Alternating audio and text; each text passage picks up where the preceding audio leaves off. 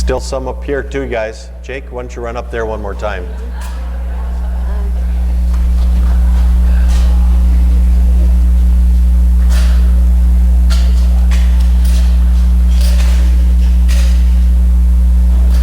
Becca, behind you up there in the corner is somebody too.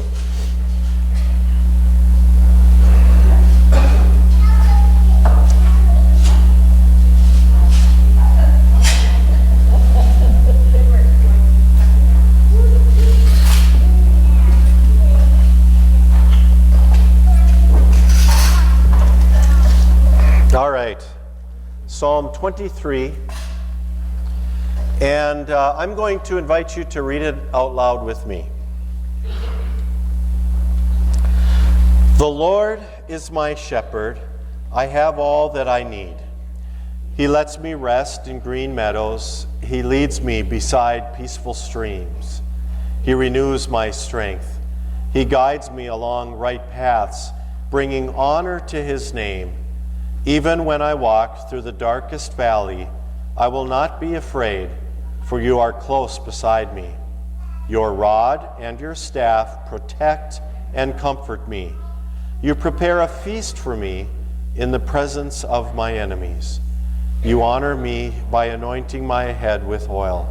My cup overflows with blessings. Surely your goodness and unfailing love will pursue me all the days of my life, and I will live in the house of the Lord forever. We read this psalm at my mom's funeral this last week, and I know it's familiar to most of you, and chances are the language may be a little different than some of the traditional language here, but it's a powerful song of promise and hope. I always find it interesting that we use it largely at funerals. And it's largely because of the last line, because we will live in the house of the Lord forever. And though I walk through the valley of the shadow of death, the interesting thing is that it gives you this impression that walking through the valley of the shadow of death is only something that happens to us at the end of life. And these days we are focusing on the reality that walking through the valley of the shadow of death happens throughout your life. What it means is that we're walking in darkness. We're walking with struggles. We're walking with pain in our life. And the promise of God is not that he's going to take that away. We're going to come back to that at the end of my time with you this morning. But God doesn't promise, when we come to know him. Jesus doesn't promise when we come to place our trust in him that now that you know me, everything in life is going to go great.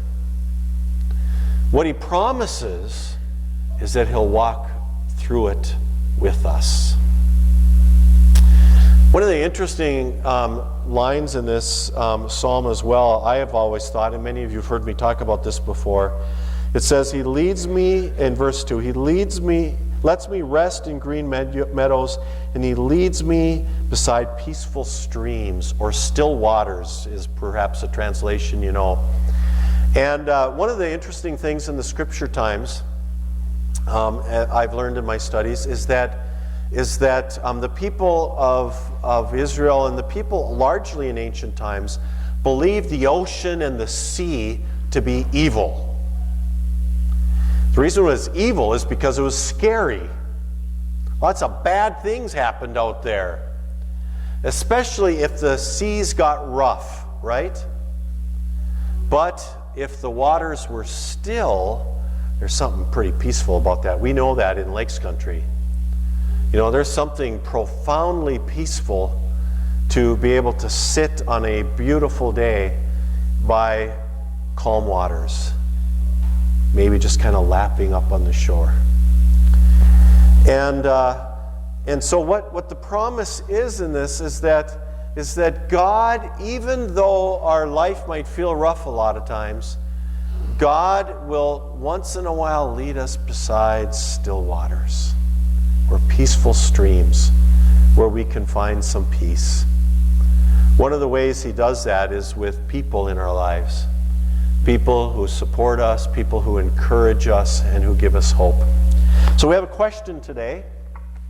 And the question, you have the mic already? The question is this: how has someone encouraged you during a difficult time? If you're new to Lighthouse, this is a chance to get up and answer the question. Just get Lion's attention and he'll bring the mic around to you. And I hope somebody might, I know this is kind of a deep question, but has there been someone who has encouraged you that comes to mind during a difficult time? We'll give you a couple of seconds to think about that and then go ahead.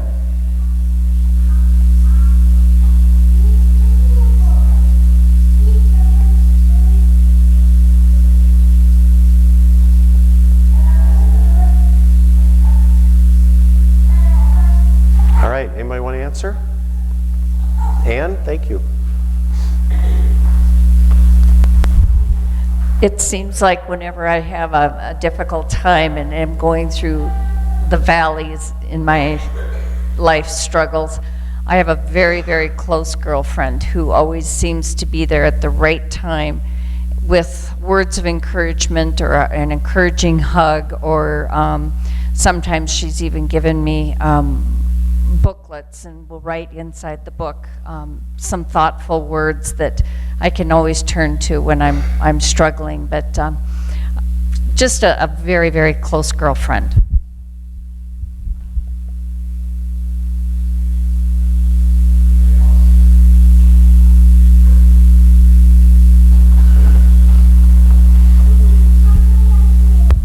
I know when I remember back when I was in college, I was struggling with classes and everything, and I think if it wasn't for Tammy encouraging me and believing in me, I don't think I would have made it through, and I don't think I'd be where I am today. That's awesome. Thanks, Dan. Thank you.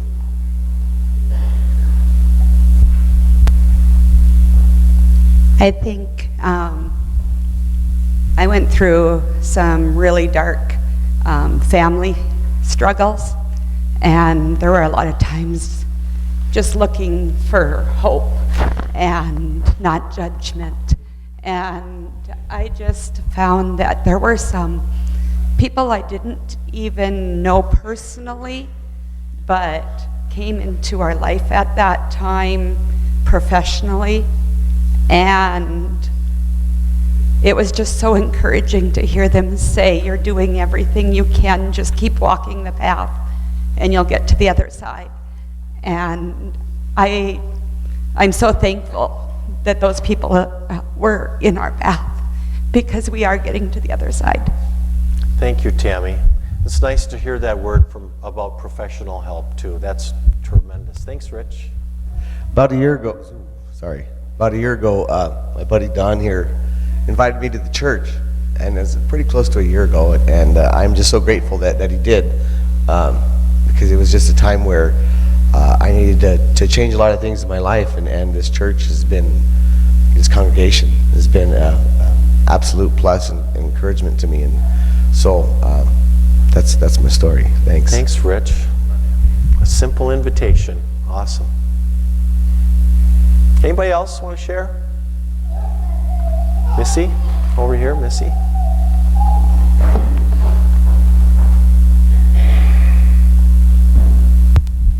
There was one time when we were actually going to move, and it was just a really hard, I loved the church that we were at in a city, and we were going to move to a different state, and it was just a really hard transition, and I just said, why is this so much harder for me than it is for anyone else? Going through just change is so hard. And actually my husband had said, it's hard for everyone, just some people hide it better. And that was very encouraging to me, that I knew I wasn't the only one struggling when changes came up, that other people were feeling the same way and maybe just not showing it as much. Good advice. Sharon.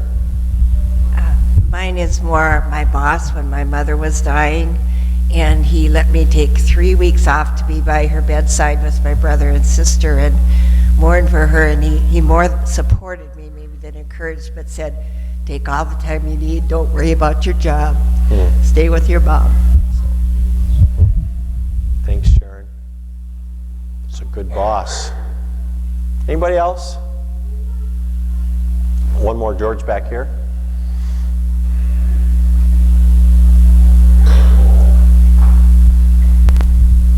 No, I was just going to say that I was like 38 years old, and then I found out that we're going to have another child. And at first, it was kind of upsetting. It's like, oh my God, what are you doing? I already had everything planned out. It's like, well, I'm 45, kids probably be gone. But I'll tell you what, for having a little guy at that age, it's really been, encouraging, because it does. You have to be a dad and stuff, but he's really encouraged me, and probably Sarah as well. And I always say, some guys get a sports car when they get older. My midlife crisis came in the form of a son, so it's really grounded me. I have a pastor friend who just did my mom's funeral, and he's 57. I didn't realize he was 57. Wasn't that what he said? 50. Oh, okay, I thought he was older than me. 50, and they're just adopting from China. And I said, are you nuts? What are you thinking? Pretty cool. Anybody else? All right. Thank you very, very much. I could spend the rest of our time together telling you about people who have done that for me. One of the things that occurred to me is that, and I think, I don't remember who said it now, but oftentimes it's really just the acceptance. The most encouraging people have been those who have just kind of accepted you where you're at, and just, said, I'm with you, regardless of what's to come. As you know, and as I mentioned during the announcements, it's been quite a journey for me these last 9 or 10 days. On January 9th, my mother passed away, and I want to thank you again for your support and prayers. You have no idea what it has meant to us. It's been a hard week, not only because my mother passed away, but I got sick right afterwards, and my daughter did too, and she went to the doctor and had influenza. And so I'm kind of assuming that I've gone through this week with influenza too. And that's really just meant to tell those of you who I said, I'm not well, if you really want to give me a hug, you can. So if you start getting sick, you might want to go to the doctor. We had my mom's memorial service here this last Tuesday night, and it was a very nice service. My mom attended here. Her church was and has always been very important to her. And I had mentioned, just a number of things about the church that were interesting about my mom. My mom was a list maker, and for those of you who haven't heard, most of your names were on a list in my mom's apartment. And she kept amazing lists, and there were even check marks by some of your names.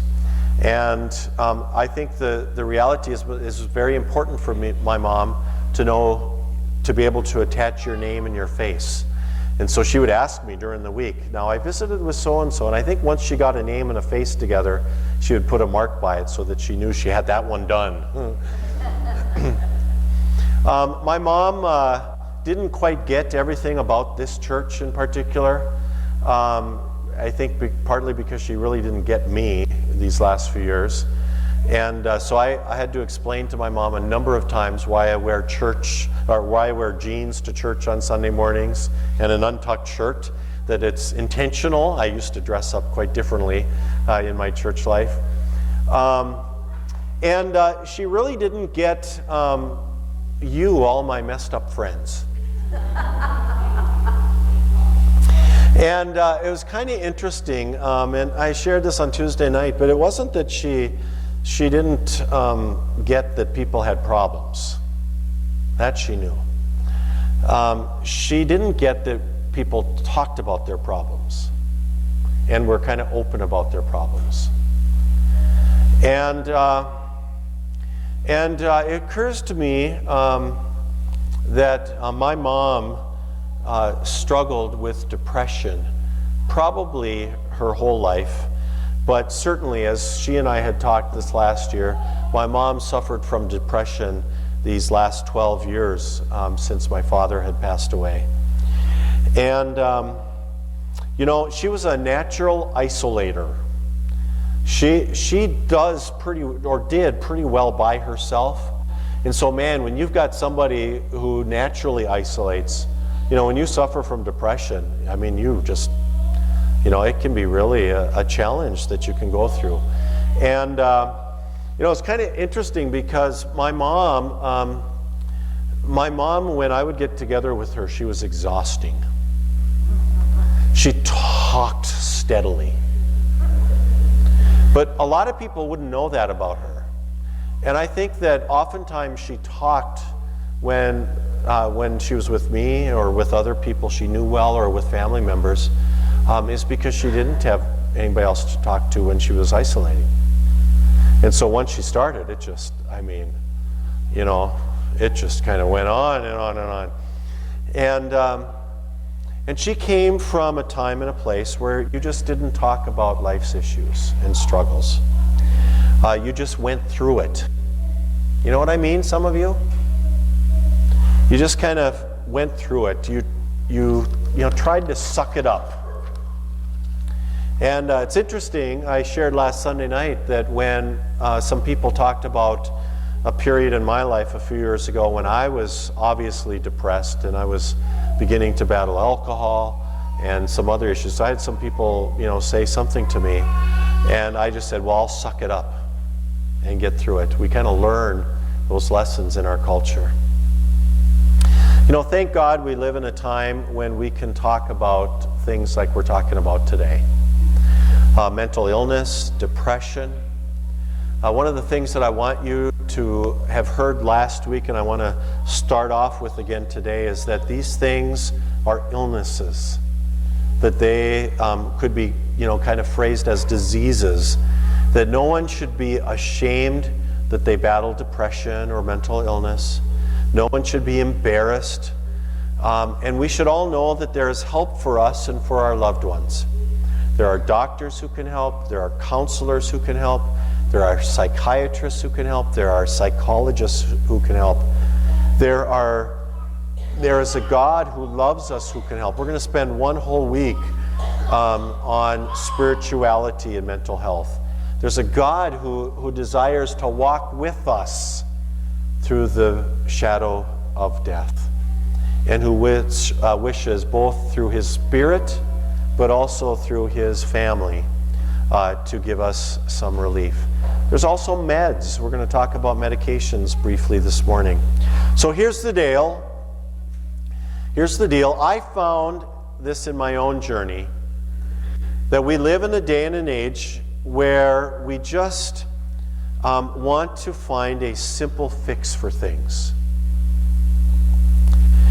And it's kind of this interesting dynamic, especially in regards to depression, because most of us are if we're battling depression, most of us are very hesitant to start an antidepressant. But we also live in a day and age where we want a quick and easy fix. So part of it is, if you could just give me a pill that I could take for 10 days and be done with it and this depression thing would be gone, I'd take it just like that. Or if I knew that by just going through, this appointment or that appointment or doing this little step, everything would be gone. Or if I could just recommend to my loved one that just by these 3 steps you can tackle mental illness or depression, man, we'd all take that pill, wouldn't we? My experience, and from what I've read, it takes a lot of different approaches or means of attack in order to battle what we're talking about, and it takes some time. So last week I shared a little bit about how often the advice I have given to people has been that if you're battling depression, do the opposite of what you feel like doing. So you don't feel like getting out of bed? Get out of bed. You want to overeat? Don't overeat. You want to not eat? Eat. You want to eat junk? Eat healthy. You don't want to exercise? Exercise. Don't want to go to the doctor? Go to the doctor. Don't want to take the pill? Take the pill. Okay? So often it's just kind of the opposite of what we kind of feel like. An interesting thing about how depression and mental illness actually attacks us in a way that says, don't do the things that are healthy for us. And yet it can be really hard to do those things. I have found myself on the healthy side of the table telling someone, you know, you really need to start exercising. And looking at them and realizing that if they had a baseball bat, they'd hit me over the head with it.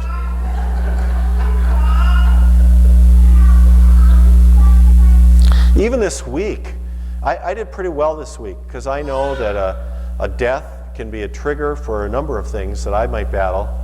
And it can also, and getting sick is actually a trigger, both for mental health kinds of things, but also addiction. Getting sick can be an addiction trigger. And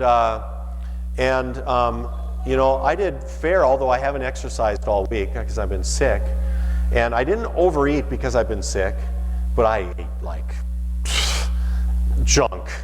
You know, I did not do the healthy eating kind of thing. And it's very hard when you're going through it. So I'm going to invite George and Tim to come forward. And if you guys can come and join me, and I have some questions for you today, again. And I'm going to kind of make the introductions very quick this morning because I'm going to do it. Tim is a psychologist with Sanford. George is a counselor and an addiction counselor who has his own practice in Moorhead. Both of them are part of our Lighthouse family and have been gracious enough to give us some help and guidance. And we're going to start.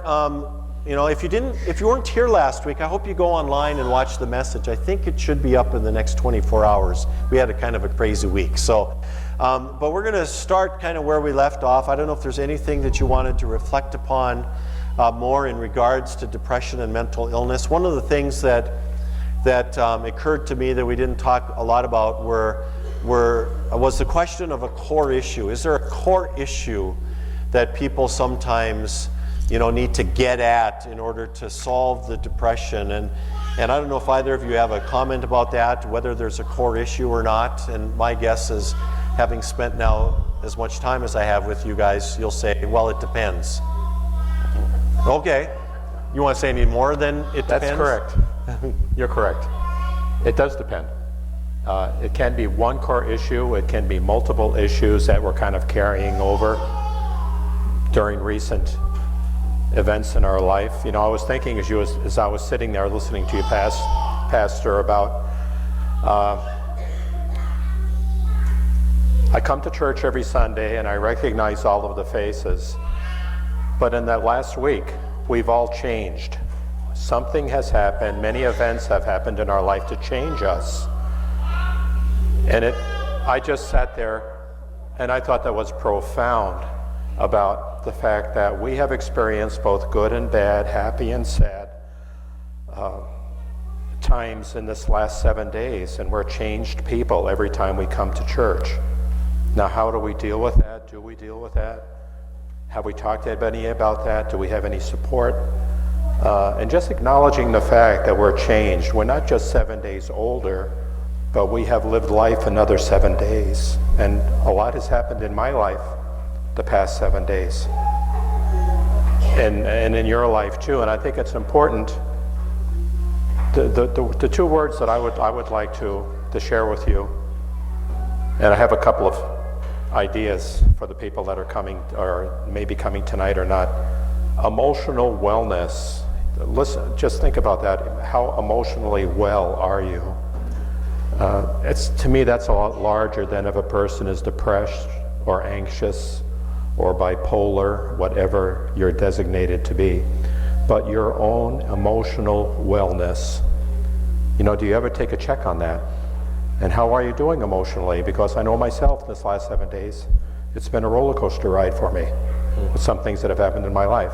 Certainly for Pastor Dale and his family, it's been a roller coaster ride. And I would guess for most of us in here, you've been on a roller coaster ride this past week. Emotional wellness, I think that's a profound, those two words, if we can check in once in a while, would be helpful for us. Very good. One of the other things that when we talked briefly was that stress, and I don't think anybody here deals with stress, but maybe people watching online deal with stress. that stress can be a real factor in regards to our mental health. I don't know if you'd like to make a comment about that. I mean, there's lots of different things that become stressful in people's lives. I mean, there's certain things that are definitely well known to trigger depression. Death is one of the big ones. They had come up with a list of kind of a hierarchy of stressors, and the number one on the list is death of a child. It's not the order of things. And so a person or a family member that has gone through the death of a child. Number two is the death of your spouse, and then also then parents or siblings. They're very, very high stressors. And certainly people will have a lot of struggles with depression and anxiety oftentimes when that happens. There was another study that was done when there was a death of a child that it's fairly common for a divorce to happen after the death of a child because it's so stressful for the entire family. You want to add anything about stress, or should we move on? I could speak all day about stress, but just thinking about my own personal life, from 2011 to 2014, 3 short years, my wife and I lost 3 parents in those 3 years. Some of you may have similar experiences where you've lost, either through death or divorce or whatever, you've lost multiple people in your life, people that meant a lot to you. It's a big hole that's in your heart, and it takes time to grieve. Takes time to grieve the loss of one person when you're talking about multiple losses. And then on top of that, maybe you've lost your job, maybe you've lost your health. God only knows. But paying attention to all of that is very important. And I've had a tendency to self-medicate in the past, overeating, over-drinking, whatever, to try to fill that hole up. But it never really gets filled, and you get sicker by doing that. So I think what we're trying to do here and emphasize today is that emotional wellness, how you take care of yourself when you not only get one gut punch, but you get several gut punches in a very short span of time. It literally can take your breath away, and it can lead to depression and anxiety and all of those other mental health issues that we face sometimes in our life. Yeah, I realized in visiting with these guys that in my own journey 3 years ago, I probably had been building up towards something for several years. But then there was the long-term build-up, but then some kind of big events probably pushed me over the edge that I just wasn't prepared for and didn't react well to. And so that can happen to us. I want you guys to this can be a brief answer, but is it possible to recognize depression or mental illness in myself? In your experience, do people come and, to that realization themselves, or do they usually need some outside help? It's really mixed. Certainly there are people that can recognize it in themselves. They'll oftentimes recognize that they are really down, feeling depressed. A lot of businesses will have like an EAP or employee assistance program where people will go in and talk to them. They can often make referrals to other places. But yeah, there's lots of adults usually will be making the call in themselves. They'll usually go to their physician or the EAP, or schedule an appointment with like George. And with children, it's mixed. There's lots of times if it's more of a irritability depression, it'll oftentimes be when I ask somebody, why are they here? They'll oftentimes look at their parent and say, because they made me come. Yeah. So. Yep.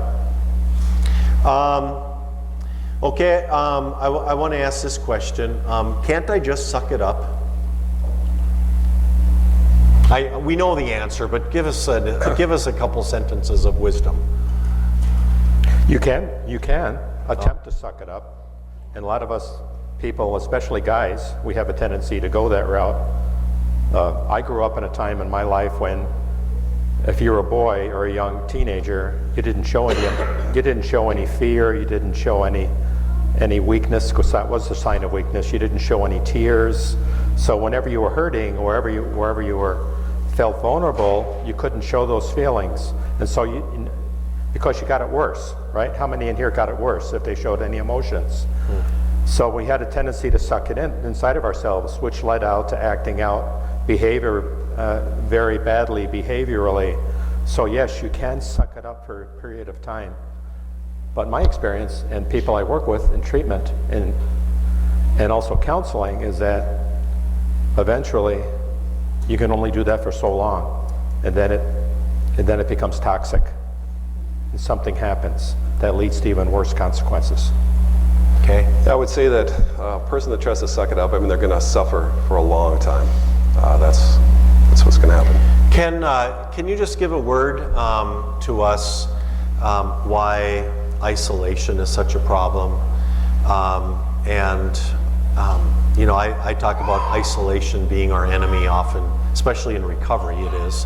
Why is isolation such a problem? What happens to us that we want to just isolate and turn out everybody else? At times it's just not wanting to face or talk about the issues that maybe are going on.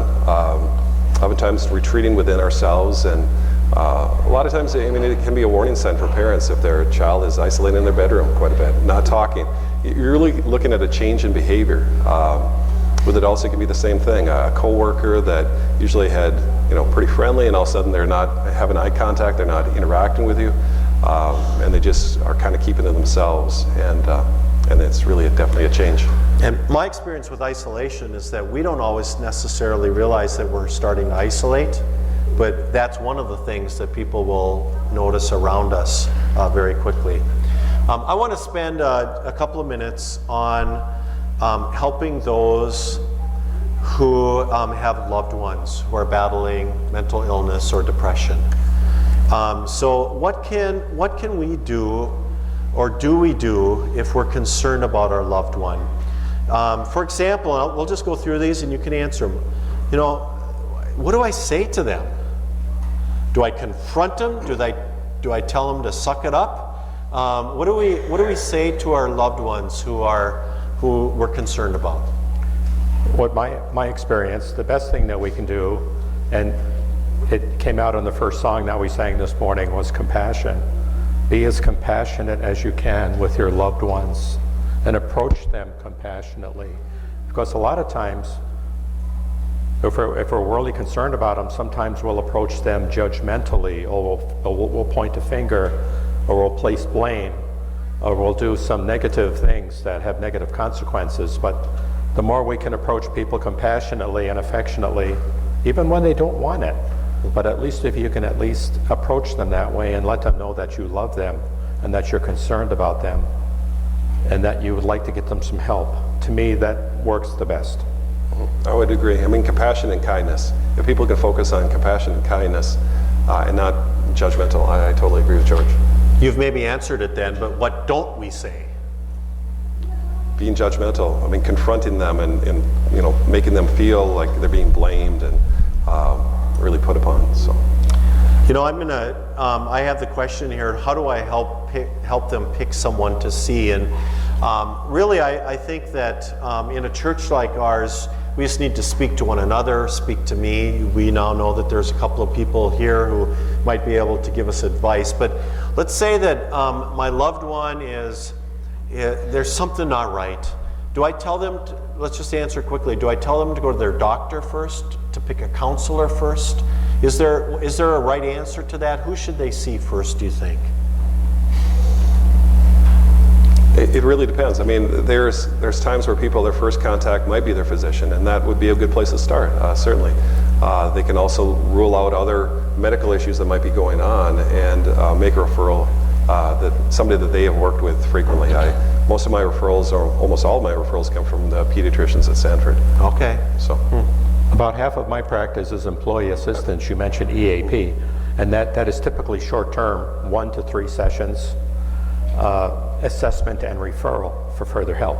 So I would typically take a look at, try to determine what they need in a couple of sessions, and then refer them to somebody like Tim, a psychologist, or to a psychiatrist, someone that can help them further down the road and get them on the medication they need or continue counseling.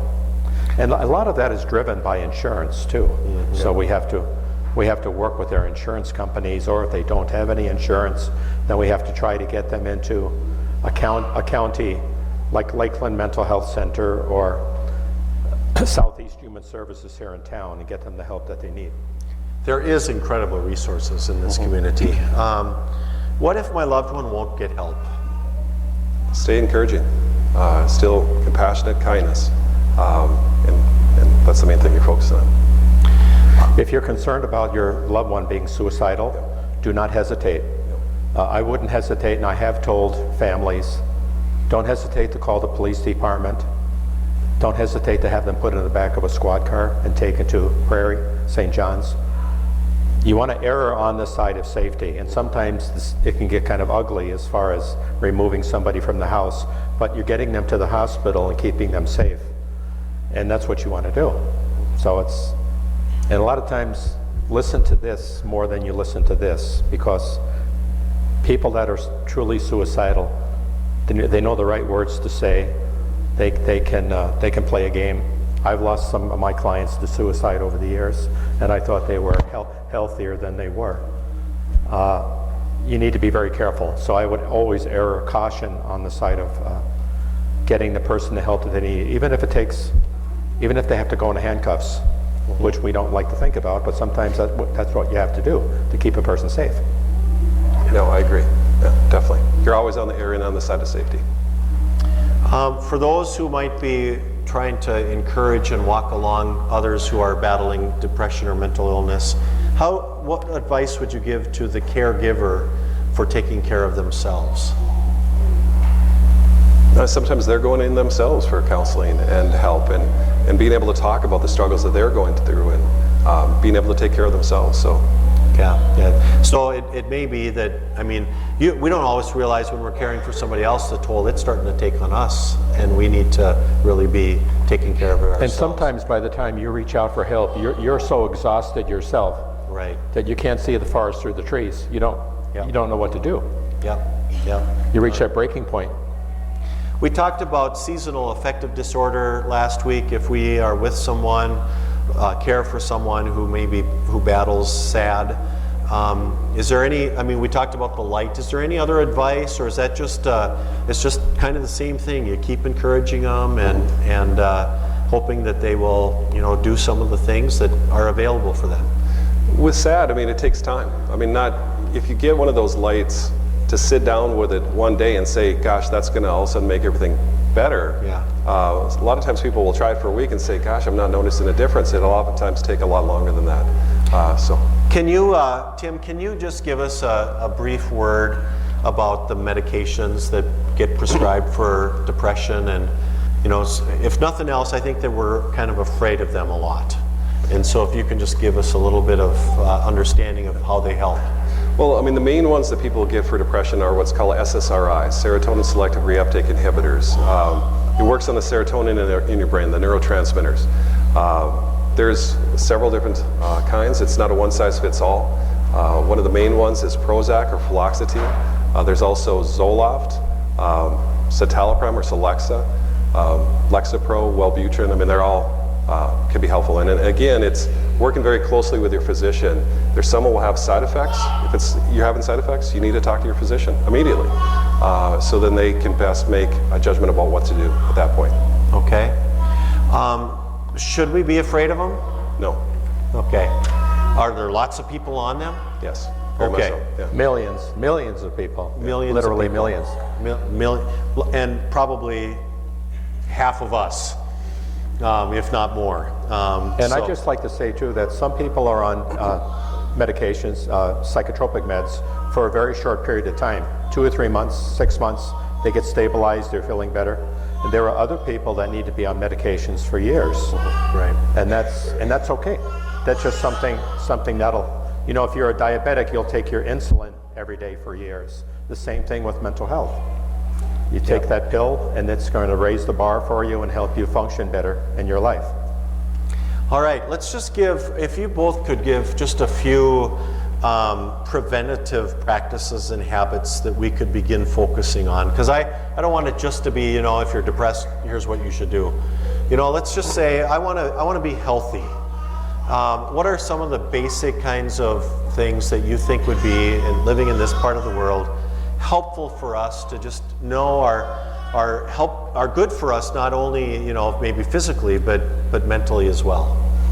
Getting enough sleep is a huge key. That's an interesting one, because that wouldn't normally be on the top of our list. Yeah. For people over 20, it's a minimum of 8 hours. You get at least 8 hours of sleep at night. For people under 20, it's at least 9. And the younger you go, the higher that number goes. I mean, so kids that are kindergarten, first, second, grade should be getting at least 10 to 11 hours of sleep at night. Definitely getting exercise. I mean, the rule of thumb is to get at least 60 minutes per day. That can be broken up, but really trying to shoot for that. This time of year, people oftentimes have carbohydrate cravings, so they'll try to eat foods that are what's called high glycemic index foods. So it's going to really spike your blood sugars, and they'll eat a lot of that, but it's not good for us. So. Okay. Anything else, George, that you would add to that? I would just like to share with my friends here that a few ideas I have on emotional wellness. Most of us have a pretty good idea of what it means to be physically fit: regular exercise, a balanced diet, no smoking, etc. But what does it mean to be emotionally fit? I have 8 things here you can think about. Number 1, the ability to step back and look at yourself honestly. The ability to change. The ability to increase your boundaries of responsibility. The ability to take responsibility for your own thoughts, feelings, and actions. The ability to trust and be open to your feelings. The ability to tolerate stress. The ability to be flexible. And the last one, the ability to recognize when you have a problem and then ask for help. All right. And I'm going to just kind of, we're going to wrap up. In fact, you guys can go back on back. Why don't you thank them again with me?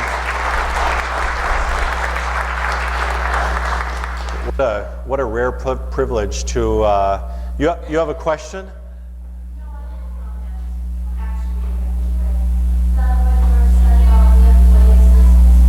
Yes?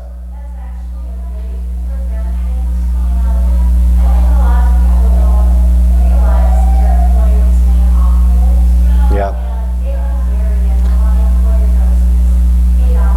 Yep. 8 hours. You good.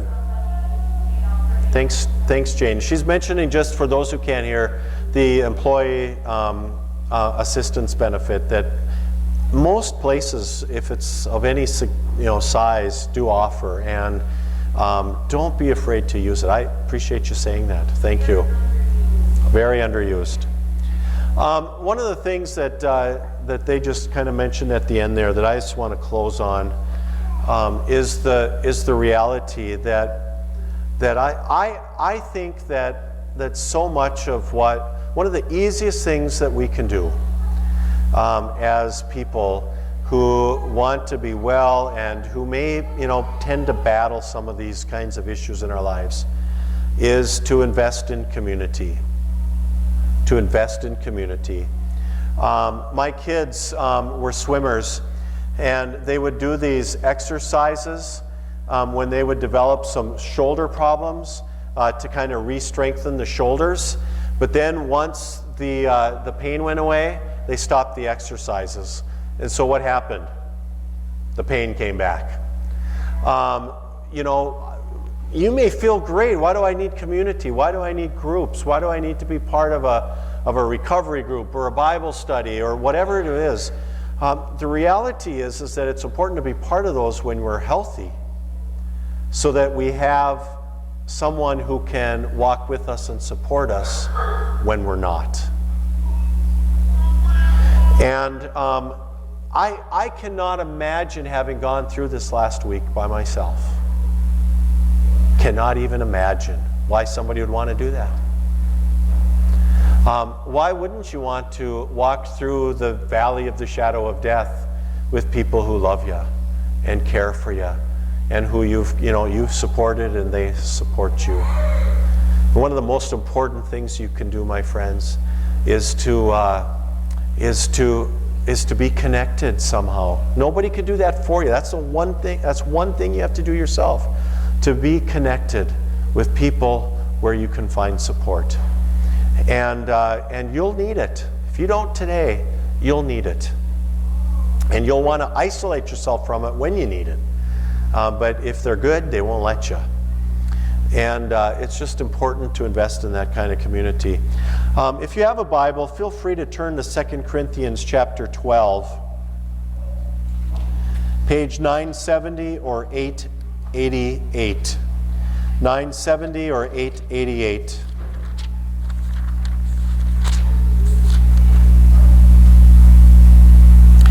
And I want to read just a couple of verses here as we close. 2 Corinthians chapter 12, beginning at verse 7. I'm going to begin kind of mid-verse there.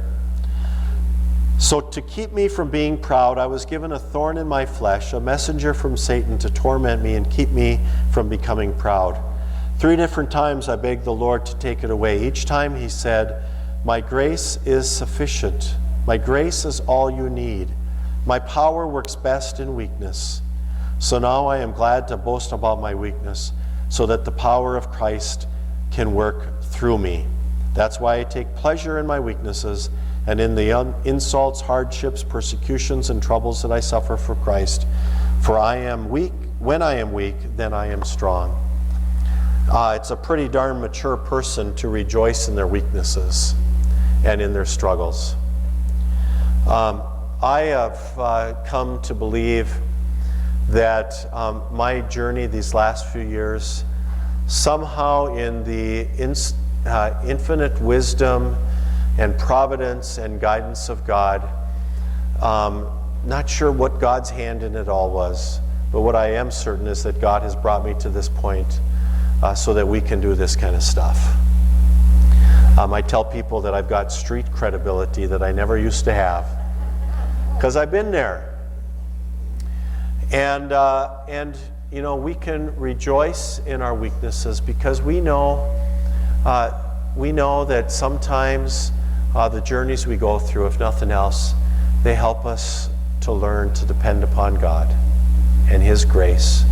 It's only by the grace of God that I'm here today, and that some of you are here today. And there's always hope. There's hope that He will always, if not today, maybe tomorrow, lead us beside those still waters. And if not tomorrow, it may be even on the other side of eternity, like my mom now is experiencing, where she has nothing but cool streams and calm waters and the presence of God, where there is no more pain and no more suffering and no more depression and no more mental illness, no more tears. Because the promise is that the old order will have passed away and that the new will have come. Amen? Let's stand and sing our closing song. I know it's late. Oh my gosh, we have communion. Here, I thought we were short. Sit back down. You know, Beth, I think that we're going to do communion and then people can go. And if they'd like to come and sing or stay and sing our closing song, you still can, but we'll do communion and you can feel like you can leave. I actually thought I had planned us to be a little shorter today. That was good planning. Thank you for reminding me. So if you are able to stay for communion, it's a time when God is richly present with us. The night in which He was betrayed, our Lord Jesus took bread, gave thanks, broke it, and gave it to His disciples, saying, "Take